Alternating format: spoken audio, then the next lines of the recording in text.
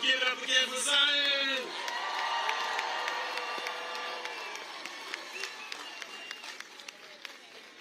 Last time I was here, was speaking at a rally like this, was 2021 for the Freedom Rise, when Black Voters Matter and dozens of other organizations organized for voting rights legislation, like the John Lewis Voting Rights Advancement Act and the For the People Act. This and HR 51 DC statehood. When I say DC, you say statehood. DC.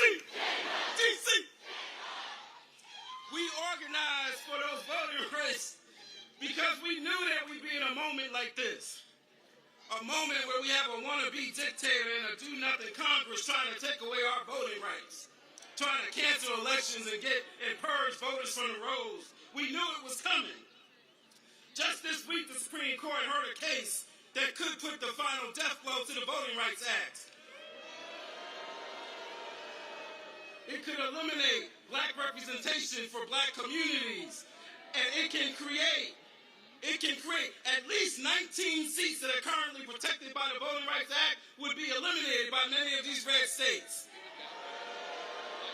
And this is happening at a time when we are seeing mid-decade redistricting in places like Texas and Missouri because we have somebody who wants to be a king. We have somebody who, just like he said to Georgia, go find me 11,700 votes. He's trying to tell these states, go find me 10 extra congressional seats or 15 seats or 20 seats. And this could create a permanent one-party rule at the expense of black voters and black communities. But like so many other issues that are rooted in anti-blackness, that sickness won't just stay within the black community. It affects this entire country. And so we join you in saying, no kings. But we got to go beyond no kings, because the last time that call was made in 1776, 1/4 of this country's population was enslaved. And so we've got to go beyond no kings. We've got to recognize that they have used divide and conquer ever since that time in 76, or ever since 1619, to keep us divided, to divide those who were enslaved from those who were poor whites, to divide us from those indigenous brothers and sisters. They've been using that divide and conquer tactic, and they're still using it today to keep us divided, all of our communities. But I've got some good news for you, because what I know is this: if divide and conquer is one of the oldest tricks in the books, then by definition, one of the most revolutionary acts of resistance is simply to be united. For us to stand together, to sing together, to laugh together, to fight together. Power to the people, yes, because what I also know is this: their hate cannot beat our love. And when I talk about our love, I'm not talking about a Valentine's Day kind of love. I'm talking about a radical love. I'm talking about you might have to flip over the money changers tables.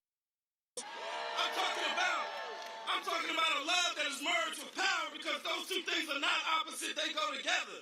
As Dr. King told us, power without love is reckless and abusive, but love without power is sentimental and anemic.